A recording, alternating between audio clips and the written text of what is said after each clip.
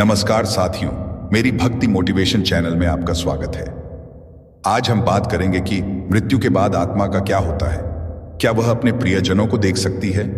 क्या सच में आत्मा 13 दिनों तक इस संसार में रहती है? और यदि हाँ, तो इन दिनों में वह किन किन अवस्थाओं से गुजरती है? यह एक रहस्य है जिसे समझना हर किसी के लिए जरूरी है। कहा जाता है कि मृत्यु के 24 घंटे बाद आत्मा अपने घर वापस आती है, अपने परिवार, अपने प्रियजनों और उन स्थानों को देखने जहां उसने अपना संपूर्ण जीवन व्यतीत किया। लेकिन क्यों? क्या उसे अपनी मृत्यु का आभास होता है? क्या वह अपने परिवार के दुख और विलाप को महसूस कर सकती है? और मृत्यु के बाद आत्मा को अपने कर्मों के फल कैसे प्राप्त होते हैं? यह रहस्य स्वयं मृत्यु के देवता यमराज ने एक बार गरुड़ देव को बताया था। यमलोक के अधिपति यमराज ने बताया कि आत्मा का यह सफर केवल शारीरिक मृत्यु का अंत नहीं, बल्कि एक नए प्रारंभ की ओर बढ़ने की प्रक्रिया होती है। इस वीडियो में हम आपको वही कथा सुनाने जा रहे हैं जो स्वयं यमराज ने गरुड़ जी को सुनाई थी। यह कहानी आपको मृत्यु के बाद आत्मा के अनुभवों और उसके वास्तविक सत्य को समझने में मदद करेगी। गरुड़ पुराण, जो हिंदू धर्म के 18 महापुराण में से एक है, इस पुराण में मनुष्य के जन्म मरण से लेकर आत्मा से जुड़ी सारी बातों की विस्तृत रूप से जानकारी दी गई है। तो आइए शुरुआत करते हैं गरुड़ पुराण की उस ज्ञानवर्धक प्रस्तुति की कि मनुष्य के मरने के बाद उसकी आत्मा 24 घंटे बाद अपने घर क्यों लौटती है। एक बार मृत्यु के देवता यमराज यमपुरी में अपने सिंहासन पर विराजमान थे और चारों ओर दिव्य प्रकाश फैला हुआ था। यमलोक के दूत अपने कार्यों में व्यस्त थे। तभी वहां गरुड़ देव का आगमन हुआ। उनकी आंखों में चमक थी और मुखमंडल पर तेज झलक रहा था। उन्होंने यमराज को प्रणाम किया। यमराज ने मुस्कुराते हुए उनका स्वागत किया और बोले, गरुड़ देव, आज आपके आगमन का क्या कारण है? मुझे प्रसन्नता है कि आप यमलोक पधारे, कहिए कैसे आना हुआ? गरुड़ देव ने विनम्रता से उत्तर दिया और कहा, धन्यवाद प्रभु, मैं पृथ्वी लोक का भ्रमण कर रहा था और वहां मैंने एक विचित्र दृश्य देखा जिसने मेरे मन में कई प्रश्न उत्पन्न कर दिए। यमराज जिज्ञासु दृष्टि से गरुड़ जी को देखने लगे और बोले, कौन से प्रश्न कृपया बताइए, मैं आपकी जिज्ञासा अवश्य शांत करूंगा। गरुड़ जी बोले, हे धर्मराज, जब मैं पृथ्वी लोक पर था तो मैंने देखा कि एक वृद्ध पुरुष की मृत्यु हो गई। उसके परिवार जन और रिश्तेदार शोक में डूबे हुए थे। वे विलाप कर रहे थे और कुछ तो विभिन्न उपाय कर रहे थे ताकि उनकी आत्मा पुनः लौट आए। इस दृश्य को देखकर मेरे मन में गहरे प्रश्न उठे। यमराज ने गरुड़ जी की बातों को ध्यान से सुना। गरुड़ जी आगे बोले, मृत्यु एक अटल सत्य है, लेकिन इसके बाद क्या होता है यह रहस्य बना हुआ है। मेरे मन में दो मुख्य प्रश्न उत्पन्न हुए हैं। पहला यह कि क्या वास्तव में मृत्यु के 24 घंटे बाद आत्मा अपने घर लौटती है, और दूसरा यह कि मृत्यु के बाद आत्मा का जो 13 दिनों का सफर बताया जाता है, क्या वह सच में होता है या यह केवल सुनी सुनाई बातें हैं। गरुड़ जी की जिज्ञासा अत्यंत महत्वपूर्ण थी। यमराज कुछ क्षण मौन रहे और फिर उन्होंने गहरी सांस लेते हुए कहा, गरुड़ जी, यह एक गंभीर प्रश्न है और इसका उत्तर प्रत्येक मनुष्य को अवश्य जानना चाहिए।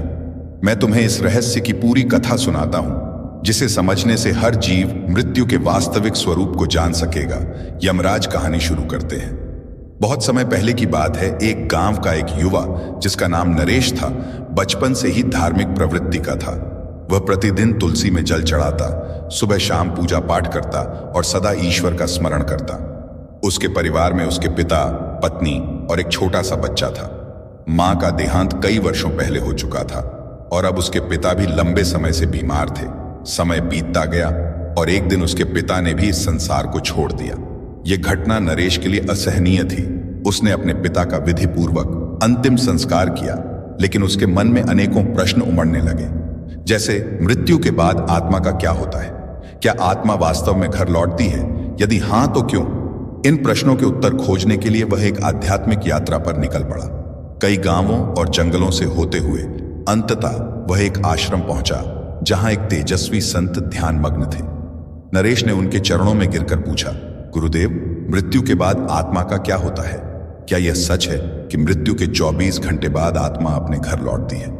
संत मुस्कुराए और बोले, बेटा, यदि तुम इस रहस्य को सच में समझना चाहते हो तो तुम्हें इस जंगल में और आगे बढ़ना होगा।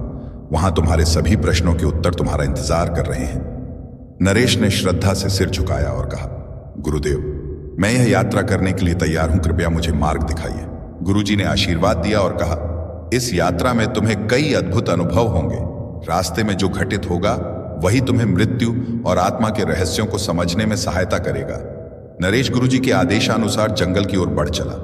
जैसे जैसे वह आगे बढ़ा, जंगल घना और रहस्यमय होता गया। चारों ओर अजीब अजीब आवाजें सुनाई पड़ने लगी। कहीं उल्लू बोल रहा था तो कहीं पत्तों की सरसराहट हवा के थपेड़ों से डरावनी प्रतीत हो रही थी। जंगल का यह भयंकर और डरावना रास्ता उसे डरा जरूर रहा था, लेकिन उसके मन में उठ रही जिज्ञासा कहीं अधिक बलवान थी। वह निडर होकर चलता गया और कुछ दूरी पर उसे एक विशाल बरगद का वृक्ष दिखाई दिया, लेकिन यह कोई साधारण वृक्ष नहीं था। उसकी शाखाएं सांपों की तरह लहर रही थी और उसकी छाल पर मानो किसी का चेहरा उभर आया था। जैसे ही नरेश उसके पास पहुंचा, वह वृक्ष मानवीय स्वर में बोल उठा, हे मानव, ठहरो, कहां जा रहे हो? नरेश यह सुनकर स्तब्ध रह गया कि वृक्ष बोल रहा था, परंतु वह घबराया नहीं। उसने हाथ जोड़कर बरगद के वृक्ष को प्रणाम किया और आदरपूर्वक बोला, हे महावृक्ष, मैं यहां मृत्यु के रहस्यों को जानने आया हूं। मेरे मन में कई प्रश्न हैं और मैं उनके उत्तर खोजने के लिए यह यात्रा कर रहा हूं। कृपया मेरा मार्गदर्शन करें। बरगद के वृक्ष ने गंभीर स्वर में कहा, तुम्हारी जिज्ञासा योग्य है मानव। मैं तुम्हें मृत्यु के बाद की प्रथम अवस्था के बारे में बता सकता हूं, लेकिन उससे पहले तुम्हें मेरी एक पहेली का उत्तर देना होगा। यदि तुम सही उत्तर दे सके तो ही मैं तुम्हें आगे का ज्ञान दूंगा। नरेश ने श्रद्धा से सिर झुकाया और कहा, कृपया आप अपनी पहेली पूछिए, मैं उत्तर देने का प्रयास करूंगा। बरगद का वृक्ष थोड़ा मुस्कुराया और बोला, सुनो, यह पहेली तुम्हारे ही जीवन से जुड़ी है। जब जीवित होता हूं तब काला होता हूं, मरने के बाद मैं लाल हो जाता हूं। मुझे जितना जलाओगे मैं उतना ही बिखरता जाऊंगा। बताओ मैं कौन हूं? नरेश ने ध्यानपूर्वक सुना और सोच में पड़ गया। यह पहेली साधारण नहीं थी। वह कुछ देर तक विचार करता रहा। उसके मन में कई वस्तुओं के विचार आए, लेकिन फिर अचानक उसका ध्यान एक वस्तु की ओर गया जिसका प्रयोग वह प्रतिदिन अपने घर के हवन और पूजा में करता था। उसकी आंखों में चमक आ गई। उसने वृक्ष की ओर देखा और आत्मविश्वास से उत्तर दिया, इसका उत्तर कोयला है। जब कोयला जीवित रहता है तो वह काला होता है, जलने के बाद वह लाल हो जाता है और धीरे धीरे बिखर कर राख में बदल जाता है। जैसे ही नरेश ने यह उत्तर दिया, बरगद के वृक्ष की शाखाएं एकाएक हिलने लगी। चारों ओर हवा तेजी से बहने लगी और वृक्ष ने स्वर को गंभीर करके कहा, सत्य कहा वत्स, तुमने मेरी पहेली का सही उत्तर दिया है। अब मैं तुम्हें मृत्यु के बाद की प्रथम अवस्था के बारे में बताऊंगा। ध्यानपूर्वक सुनो। बरगद के वृक्ष ने आगे कहा, बेटा, जब शरीर नष्ट हो जाता है तब आत्मा एक भ्रम की स्थिति में आ जाती है। उसे समझ ही नहीं आता कि वह मुक्त हुई है या किसी बंधन में है। यह मृत्यु के बाद के पहले 24 घंटे की सबसे रहस्यमय अवस्था होती है। नरेश ध्यान से सुन रहा था, लेकिन उसके मन में और जिज्ञासा जाग उठी। उसने हाथ जोड़कर कहा, महाव, कृपया विस्तार से समझाइए। मृत्यु के तुरंत बाद आत्मा को क्या अनुभव होता है? बरगद ने गहरी सांस ली, मानो किसी पुरातन स्मृति को जागृत कर रहा हो, और फिर कहा, जब मृत्यु होती है तो आत्मा शरीर से अलग हो जाती है, परंतु पहले ही क्षण में आत्मा को यह समझ नहीं आता कि वह अब देह से मुक्त हो गई है। वह स्वयं को जीवित ही मानता है। यह ठीक वैसा ही है जैसे कोई गहरी नींद में हो और अचानक नींद टूट जाए, परंतु उसे यह भान ना हो कि वह जाग चुका है। आत्मा उसी स्थिति में भटकती रहती है। नरेश ने चकित होकर पूछा, क्या आत्मा को अपना मृत शरीर दिखाई देता है? बरगद के वृक्ष ने कहा, हां, बहुत बार आत्मा अपने ही मृत शरीर को देखती है। वह अपने परिवार को रोते बिलखते देखती है तो उनसे बात करने की कोशिश करती है, उन्हें छूने का प्रयास करती है, लेकिन कोई उसकी आवाज नहीं सुन सकता, कोई उसके स्पर्श को महसूस नहीं कर सकता। यह आत्मा के लिए सबसे बड़ा भ्रम और पीड़ा का क्षण होता है। इन पहले कुछ घंटों में आत्मा का सबसे अधिक मोह अपने घर परिवार से रहता है। वह अपने प्रियजनों के आसपास ही घूमती रहती है। कई आत्माएं घर में ही रुकी रहती हैं, अपने परिवार के लोगों को देखती हैं, लेकिन वे कुछ कर नहीं पाती। कभी कभी आत्मा को यह आभास भी होता है कि वह अभी भी जीवित है। उसे भूख लगती है, प्यास लगती है, लेकिन जब वह भोजन की ओर बढ़ती है तो पाती है कि वह खा नहीं सकती। जब वह अपने प्रियजनों को गले लगाने का प्रयास करती है तो पाती है कि वे उसे महसूस नहीं कर सकते। यह स्थिति आत्मा के लिए सबसे अधिक कष्टदायक होती है। नरेश की आंखों में विस्मय और करुणा दोनों झलक उठे। उसने पूछा, क्या आत्मा को अपने कर्मों का आभास होने लगता है? वृक्ष का स्वर और गंभीर हो गया और उसने आगे कहा, हां, जैसे जैसे समय बीतता है आत्मा को धीरे धीरे अपने कर्मों का आभास होने लगता है। यदि उसके जीवन में अच्छे कर्म थे तो उसे भीतर से शांति अनुभव होती है, लेकिन यदि उसने बुरे कर्म किए थे, किसी का दिल दुखाया था, अधर्म किया था, तो वह पीड़ा से भर उठती है। उसे अपने ही पापों का बोझ महसूस होने लगता है। कई आत्माएं इतनी अशांत होती हैं कि वे घर के भीतर ही अटक जाती हैं और उनका शरीर जलाया जाता है, तब भी वे वहीं भटकती रहती हैं। इसलिए शास्त्रों में कहा गया है कि मृत्यु के तुरंत बाद गीता का पाठ करना चाहिए, आत्मा के लिए प्रार्थना करनी चाहिए, ताकि वह अपने मोह को त्याग कर आगे की यात्रा पर बढ़ सके। 24 घंटे के भीतर आत्मा को धीरे धीरे यह समझ आने लगता है कि वह अब इस संसार में नहीं रही, लेकिन तब तक उसका मोह इतना अधिक बढ़ जाता है कि वह अपने घर वापस लौटती है। यही कारण है कि हिंदू धर्म में मृत्यु के अगले दिन घर में विशेष पूजा की जाती है। आत्मा के लिए पिंड दान किया जाता है ताकि वह शांति से अपनी आगे की यात्रा पर जा सके। वृक्ष ने अपनी बात समाप्त की और कुछ क्षणों के लिए मौन हो गया। नरेश पूरी तरह स्तब्ध था। उसे अब समझ आ रहा था कि मृत्यु केवल एक अंत नहीं, बल्कि एक नई यात्रा की शुरुआत होती है। उसने आदरपूर्वक बरगद को प्रणाम किया और कहा, महाव, आपने जो ज्ञान दिया वह मेरे लिए अमूल्य है।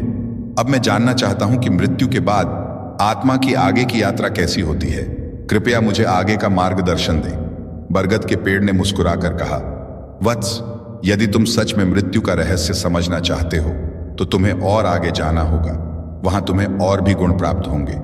नरेश ने सिर झुकाया और अपनी यात्रा में आगे बढ़ता गया। जंगल गहरा होता जा रहा था। पक्षियों की आवाजें धीरे धीरे कम होती जा रही थी और चारों ओर एक रहस्यमयी शांति छा गई थी। तभी उसे एक विशाल काले रंग का बाज दिखाई दिया। यह बाज आम पक्षियों से कहीं बड़ा और अद्भुत था। उसकी आंखें जलती हुई अंगारों जैसी प्रतीत हो रही थी और उसके पंखों से एक दिव्य आभा निकल रही थी। नरेश बाज के पास गया और हाथ जोड़कर प्रणाम किया। बाज अपनी भारी और गंभीर आवाज में बोला, वत्स, तुम कौन हो और इस गहरे जंगल में क्या कर रहे? नरेश ने सिर झुकाकर उत्तर दिया, हे दिव्य पक्षी, मैं मृत्यु के रहस्यों को जानने के लिए इस यात्रा पर निकला हूं। मैंने अब तक यह जाना कि मृत्यु के तुरंत बाद आत्मा भ्रमित रहती है, लेकिन मैं यह समझना चाहता हूं कि मृत्यु के 24 घंटे बाद आत्मा अपने घर क्यों लौटती है। बाज ने गहरी सांस ली और कहा, मैं तुम्हें यह उत्तर दूंगा, लेकिन पहले तुम्हें मेरी एक पहेली का उत्तर देना होगा।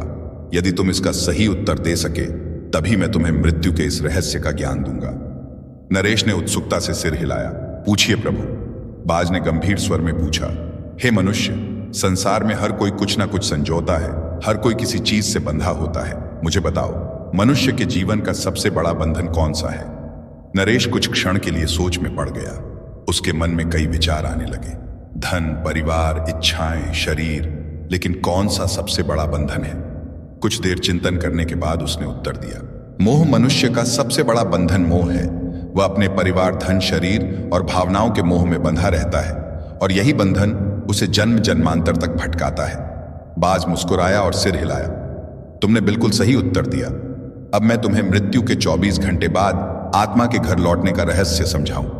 बाज ने आसमान की ओर देखा और गहरी आवाज में कहा, मृत्यु के बाद जब आत्मा शरीर छोड़ती है तो वह कुछ क्षणों तक मुक्त महसूस करती है, लेकिन जैसे जैसे समय बीतता है उसके भीतर एक हलचल शुरू हो जाती है। यह हलचल उसके मन के कारण होती है। आत्मा को अपने घर, अपने परिवार, अपने प्रियजनों की याद सताने लगती है। नरेश ध्यान से सुन रहा था। बाज ने आगे कहा, जब शरीर जलता है तो आत्मा वहां से अलग तो हो जाती है, लेकिन उसका मोह समाप्त नहीं होता। वह अपने प्रियजनों को रोते हुए देखती है, अपने घर में अपने बच्चों और पत्नी को अकेला महसूस करती है।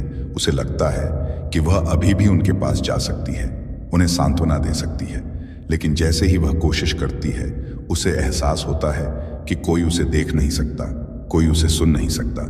नरेश ने आश्चर्य से पूछा, तो क्या आत्मा दुखी होती है? बाज गंभीर स्वर में बोला, हाँ, आत्मा बहुत दुखी होती है। वह अपने प्रियजनों को पुकारती है, अपने बच्चे के सिर पर हाथ फेरना चाहती है, अपने घर में घूमना चाहती है, लेकिन वह केवल एक छाया बनकर रह जाती है। यह उसकी सबसे बड़ी पीड़ा होती है। यही कारण है कि हिंदू धर्म में मृत्यु के बाद विशेष कर्मकांड किए जाते हैं। जब परिवार जन गीता का पाठ करते हैं, दीप जलाते हैं और आत्मा की शांति के लिए पिंडदान करते हैं, तब आत्मा को धीरे धीरे इस संसार से मुक्त होने में सहायता मिलती है। नरेश की आंखें नम हो गई थीं। उसने धीमे स्वर में पूछा, तो क्या आत्मा हमेशा के लिए अपने घर ही रहती है? बाज ने उत्तर दिया, नहीं, लेकिन जो आत्माएं अपने जीवन में बहुत अधिक मोह में बंधी रहती हैं, वे अधिक समय तक भटकती रहती हैं। वे अपने परिवार, अपनी इच्छाओं, अपने अधूरे कार्यों को लेकर परेशान रहती हैं। उन्हें यह स्वीकार करने में समय लगता है कि अब वे इस संसार का हिस्सा नहीं रही। यही कारण है कि मृत्यु के बाद परिवार को आत्मा की शांति के लिए कर्मकांड करने चाहिए, ताकि आत्मा इस मोह से मुक्त हो सके और अपनी आगे की यात्रा कर सके। बाज ने नरेश को देखा और कहा, अब तुम जान चुके हो कि आत्मा मृत्यु के 24 घंटे बाद अपने घर क्यों लौटती है। यह मोह ही आत्मा को खींचकर वापस ले आता है। लेकिन अब तुम्हें आगे की यात्रा करनी होगी, क्योंकि अभी भी बहुत से रहस्य बाकी हैं। नरेश ने बाज के चरणों में सिर झुकाया और कहा, हे दिव्य पक्षी, आपने मुझे अनमोल ज्ञान दिया। अब मैं जानना चाहता हूं कि जब आत्मा मोह से मुक्त हो जाती है, तब उसकी आगे की यात्रा कैसी होती है। बाज ने गंभीर स्वर में कहा, वत्स, यदि तुम सच में जानना चाहते हो तो तुम्हें अपनी यात्रा जारी रखनी होगी। आगे तुम्हें और भी गूढ़ रहस्य झांत होंगे। जाओ और आगे बढ़ो। नरेश ने सिर झुकाया और अब अपनी यात्रा के तीसरे पड़ाव पर पहुंच चुका था। जंगल का घनत्व थोड़ा कम होने लगा था और वातावरण में एक अलौकिक शांति थी। पक्षियों का मधुर गान, मंद मंद बहती हवा और चारों ओर हरी भरी भूमि, यह स्थान किसी दिव्य लोक का आभास करा रहा था। तभी उसकी दृष्टि सामने खड़ी एक अद्भुत गौ माता पर पड़ी। यह कोई साधारण गाय नहीं थी। इसके शरीर से एक दिव्य प्रकाश निकल रहा था और इसकी आंखों में गहरी करुणा तथा ज्ञान की झलक थी। नरेश ने श्रद्धा से झुककर गौ माता को प्रणाम किया।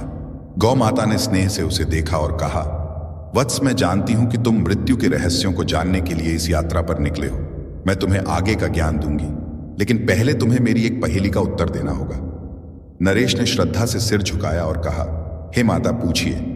गौ माता ने मधुर किंतु गंभीर स्वर में पूछा, मनुष्य अपने जीवन में कई चीजों को संजोता है, धन, परिवार, प्रतिष्ठा, ज्ञान, लेकिन बताओ, उसके लिए सबसे महत्वपूर्ण संपत्ति कौन सी है जो मृत्यु के बाद भी उसके साथ जाती है।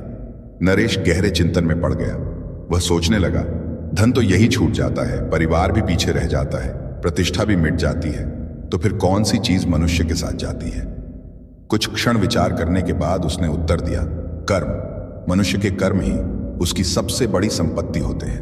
धन, परिवार और प्रतिष्ठा सब यहीं छूट जाते हैं, लेकिन अच्छे या बुरे कर्म उसकी आत्मा के साथ जाते हैं और उसकी आगे की यात्रा तय करते हैं।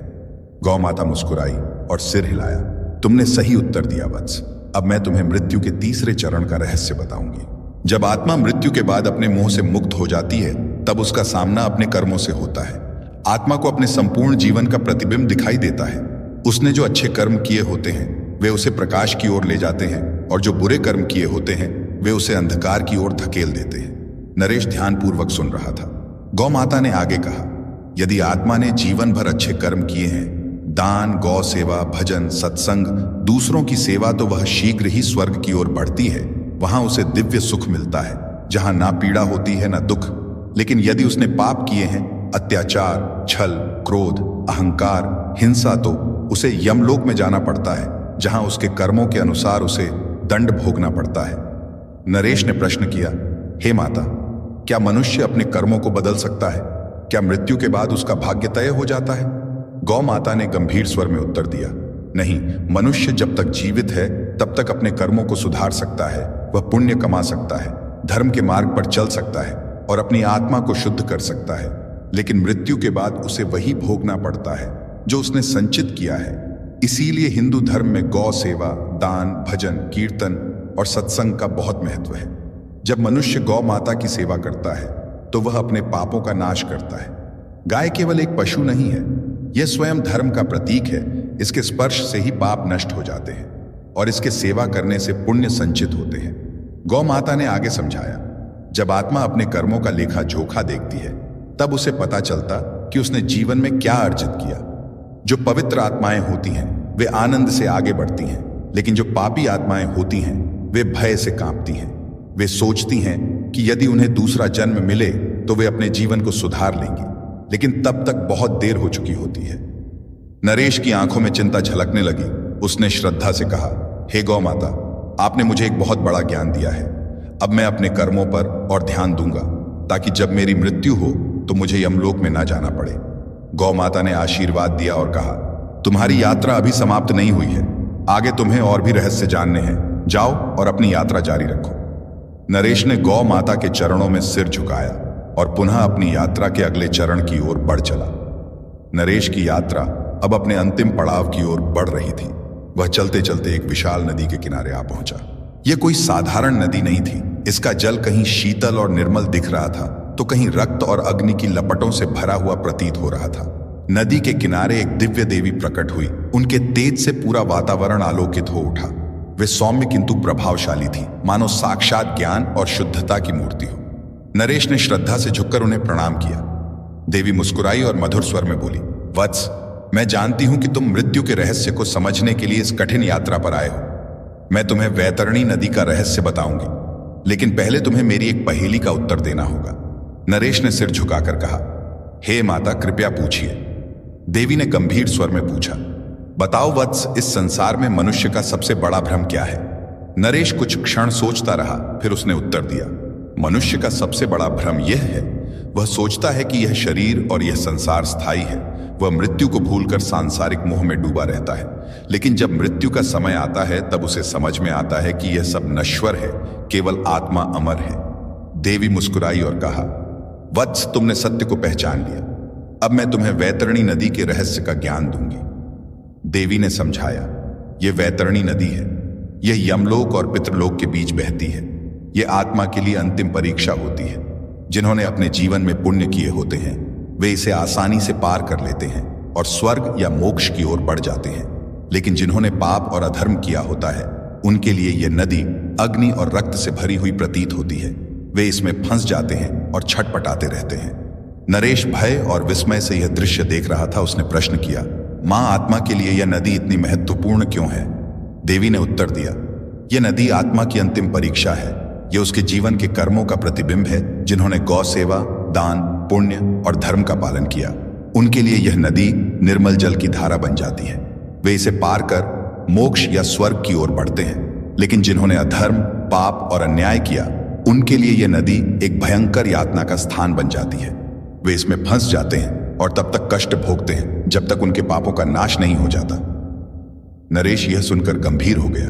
उसने प्रश्न किया, मां, आत्मा इस नदी को कैसे पार कर सकती है? देवी ने कोमलता से समझाया, आत्मा केवल सच्चे ज्ञान, भक्ति और अच्छे कर्मों के आधार पर इस नदी को पार कर सकती है। जीवन में गौ सेवा, दान, धर्म, कर्म, सत्य, आचरण और भक्ति करने वाले सहज ही इसे पार कर जाते हैं। विशेषकर गौदान, गाय का दान करने वालों के लिए यह नदी एक सरल मार्ग बन जाती है, क्योंकि गौ माता धर्म का प्रतीक है और जो उसकी सेवा करता है वह अपने पापों को नष्ट कर सकता है। नरेश यह सुनकर चकित रह गया। उसने एक और प्रश्न किया, मां, यदि कोई व्यक्ति जीवन में अच्छे कर्म ना करे तो क्या वह कभी इस नदी को पार नहीं सकता? देवी ने गंभीर स्वर में उत्तर दिया, यह ब्रह्मांड कर्मों के नियम से चलता है। यदि आत्मा वैतरणी को पार कर ले तो वह स्वर्ग की ओर बढ़ती है, यदि नहीं तो उसे यमलोक में न्याय के लिए भेजा जाता है, जहां उसके कर्मों का हिसाब होता है। जो आत्माएं इसे पार नहीं कर पाती वे भटकती रहती हैं। वे पुनर्जन्म के चक्र में फंस जाती हैं और कई जन्मों तक कष्ट सहती हैं। नरेश की आंख खुल चुकी थी। उसने देवी को प्रणाम किया और कहा, हे माता, आपने मुझे सत्य का ज्ञान दिया। अब मैं अपने जीवन को और भी पवित्र बनाऊंगा ताकि मेरी आत्मा मृत्यु के बाद सही मार्ग पर चल सके। देवी ने आशीर्वाद दिया और कहा, अब तुम्हारी यात्रा पूरी हुई, जाओ और इस ज्ञान को संसार तक पहुंचाओ ताकि लोग मृत्यु से पहले जीवन को समझ सकें। नरेश ने पुनः प्रणाम किया और उस दिव्य ज्ञान को हृदय में समेट कर लौट पड़ा। तो यमराज ने गरुड़ जी को इस तरह से आत्मा के 13 दिनों के रहस्य की संपूर्ण कथा सुनाई। उन्होंने बताया कि कैसे आत्मा मृत्यु के बाद अपने घर लौटती है, कैसे वह अपने कर्मों के अनुसार आगे बढ़ती है और किन किन अवस्थाओं से गुजरती है। यमराज के वचन सुनकर गरुड़ जी के सभी संदेह दूर हो गए। गरुड़ जी ने हाथ जोड़कर कहा, प्रभु, आपकी यह दिव्य कथा सुनकर मेरे सभी प्रश्नों के उत्तर मिल गए हैं। अब मुझे स्पष्ट हो गया कि मृत्यु के बाद आत्मा किस प्रकार अपनी यात्रा पूरी करती है। मैं इस सत्य का प्रचार प्रसार करूंगा ताकि अधिक से अधिक लोग इस गरुड़ ज्ञान को समझ सके और धर्म के मार्ग पर चल सके। यमराज ने गरुड़ जी को आशीर्वाद दिया और कहा, हे गरुड़ देव, यदि मनुष्य इस सत्य को समझकर जीवन व्यतीत करें तो वे मोह माया से मुक्त हो सकते हैं और सही मार्ग का अनुसरण कर सकते हैं। जाओ, इस ज्ञान को फैलाओ। दोस्तों, गरुड़ पुराण में बताया गया है कि जब किसी की मृत्यु होती है तो उसके भौतिक शरीर से सूक्ष्म आत्मा निकलने के बाद 24 घंटे के अंदर फिर से वह अपने घर परिजनों के पास दोबारा से आती है, क्योंकि वो सूक्ष्म आत्मा अपने परिवार और सांसारिक मोह के बंधन में उलझी रहती है और अपने परिवार के पास 13 दिनों तक भटकती रहती है। उस आत्मा को तृप्ति तभी प्रदान होती है जब परिवार जन उसका कर्मकांड करते हैं, तब वह इस संसार को छोड़कर अपनी नई यात्रा के लिए प्रस्थान करती है। गरुड़ पुराण हिंदू धर्म का एक ऐसा ग्रंथ है जो हमें जन्म मरण से लेकर मनुष्य अपना सामान्य जीवन कैसे जिए, ये सभी चीजों के बारे में सिखाता है। मृत्यु के 24 घंटे बाद आत्मा अपने घर क्यों लौटती है, इसके पीछे क्या आध्यात्मिक रहस्य छुपा हुआ है जो गरुड़ पुराण, स्कंद पुराण के द्वारा बताया गया है, जो जगत के रचयिता श्री हरि नारायण ने स्वयं मुनि नारद को बतलाया था। आज हम उन्हीं भावनात्मक कथा को जानेंगे। एक समय की बात है, देवलोक में विष्णु जी अपने आसन पर ध्यान मग्न में बैठे हुए थे।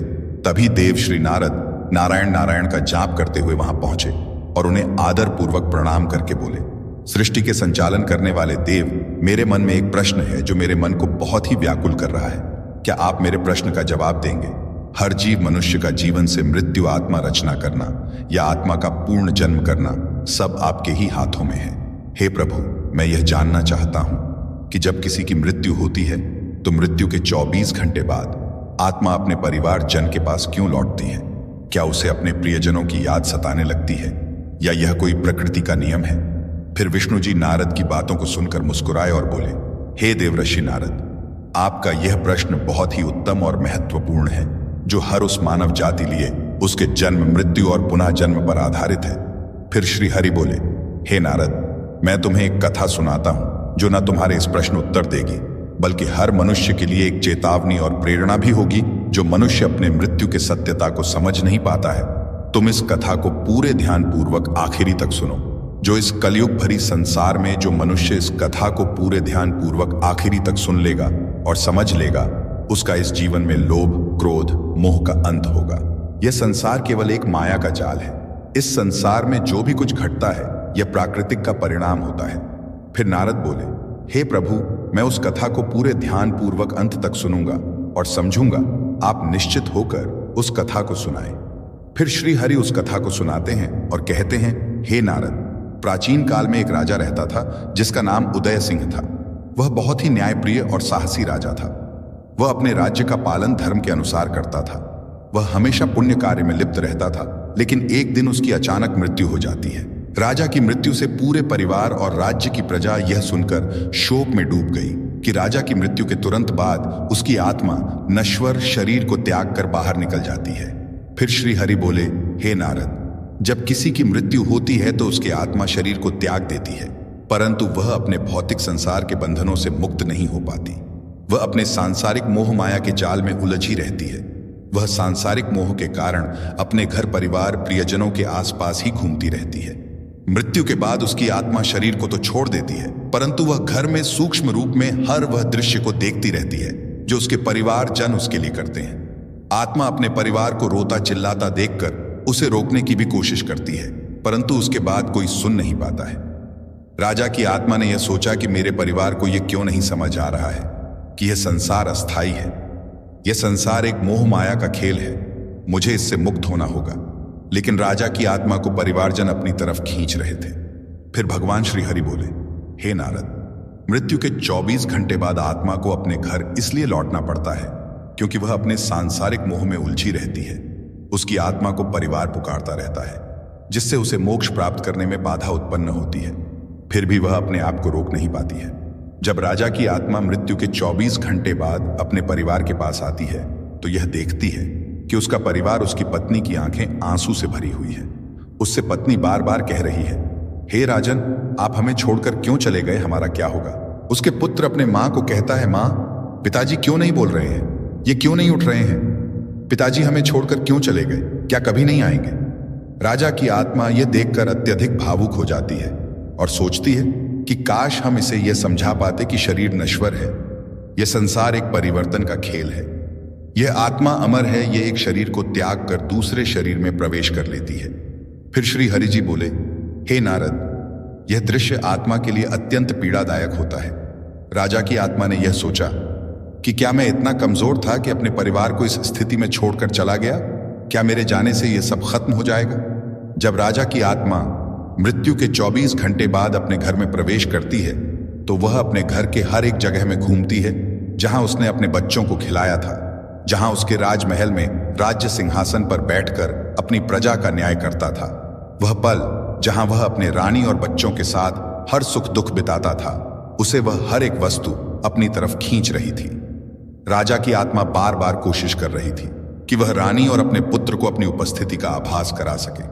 उसने रानी के पास जाकर धीरे से कहा, हे प्रिय, मैं तुम्हारे पास हूं, तुम्हारा यह विलाप मुझे कमजोर कर रहा है, मुझे इस संसार से मोक्ष पाने के लिए कृपा करें।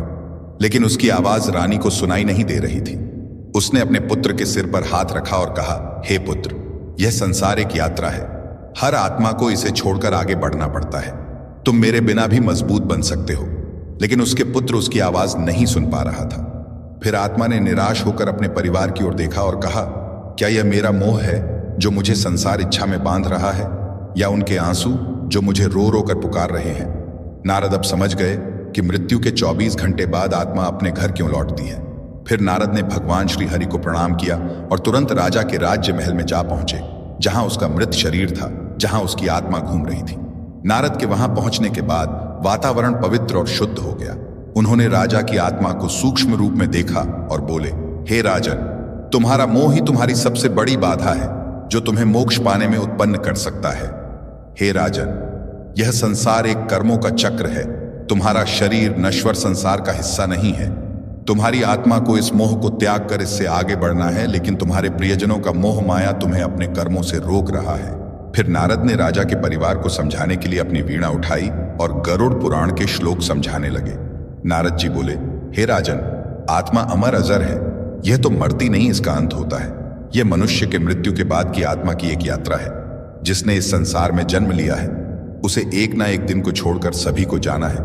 मृत्यु केवल एक नाटक है, यह आत्मा का मोक्ष पाने की प्रक्रिया है।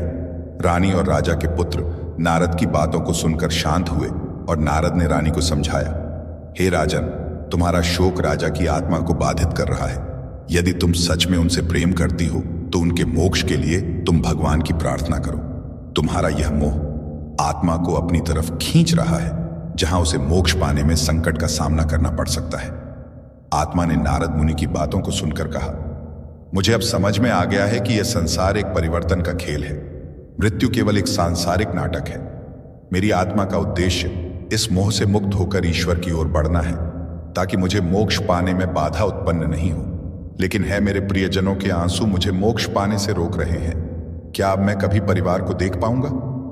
फिर नारद मुनि ने मुस्कुराते हुए कहा, हे राजन, तुमने अपने जीवन में जो प्रेम और आदर कमाया है वह हमेशा इस संसार में तुम्हारे परिवार के साथ रहेगा। तुम उन्हें सूक्ष्म रूप से देख सकते हो, लेकिन अब तुम्हें अपनी यात्रा शुरू करनी होगी। राजा की आत्मा ने अपने परिवार को अंतिम बार देखा। उसने रानी और पुत्र के सिर पर हाथ रखने की कोशिश की, पर वह नहीं हुआ। आत्मा ने कहा, हे प्रिय, तुम्हारे आंसू मुझे रोक रहे थे, लेकिन तुम्हारे मन की शांति ने मुझे इससे मुक्त कर दिया। मेरा प्रेम हमेशा तुम्हारे साथ रहेगा। अब तुम मुझे विदाई करो। रानी ने रोते हुए कहा, हे स्वामी, मैं अब समझ चुकी हूं कि यह संसार केवल एक अस्थायी पड़ाव है। यह एक परिवर्तन का चक्र है। मैं आपको रोकूंगी नहीं। मैं आपके आत्मा की शांति के लिए ईश्वर से प्रार्थना करूंगी। फिर नारद बोले, हे आत्मा, अब तुम संसार और भौतिक मोह को त्याग कर तुम अपने मोक्ष की यात्रा के लिए प्रस्थान करो। यह शरीर संसार का नश्वर अंग है। तुम अब अपने परिवार का मोह को त्याग करो। अब आत्मा ने नारद की बातों को सुनकर कहा, मुझे आपकी बातों से ज्ञान प्राप्त हुआ। अब मैं यह सांसारिक बंधनों से मुक्त होकर अपने कर्मों का फल भोगने और मोक्ष प्राप्त करने के लिए आगे बढ़ूंगा। आप मुझे आशीर्वाद दो। प्रिय मित्रों, अब नारद ने राजा के परिवार को समझाया कि आत्मा के मोक्ष पाने लिए तुम्हें उसका कर्मकांड करना होगा, उसकी 13वीं करनी होगी, ताकि उससे मोक्ष प्राप्त हो सके, उसे इस संसार से मोक्ष की प्राप्ति हो सके। फिर नारद बोले, हे राजन, उसके शांति के लिए तुम्हें गरुड़ पुराण का पाठ करवाना होगा, पूजा अनुष्ठान करवाना होगा। पिंडदान और श्राद्ध से आत्मा को तृप्ति प्रदान होती है। यह कर्म आत्मा के मोक्ष पाने का रास्ता बनता है, जिससे उसकी आत्मा भटकती नहीं है। राजा के परिवार ने नारद की बातों को दृढ़ संकल्प किया और राजा की आत्मा को मोक्ष प्रदान करने के लिए उसका श्राद्ध पिंड दान किया, गरुड़ पुराण का पाठ किया, पूजा अनुष्ठान हवन किया। उसके बाद आत्मा ने घर को छोड़कर यमलोक की यात्रा की ओर प्रस्थान किया। वह हमेशा के लिए परिवार से अलविदा हो गया। यह कथा हमें यह प्रेरणा देती है कि मृत्यु केवल एक जीवन की यात्रा है। हमारी आत्मा अमर अजर होती है, वह कभी भी नहीं मरती है। मनुष्य की मृत्यु के 24 घंटे बाद आत्मा अपने घर इसलिए लौटती है क्योंकि उसके परिवार जन उसे बुलाते रहते हैं। परिवार का रोना चिल्लाना उसे बहुत व्याकुल करता रहता है।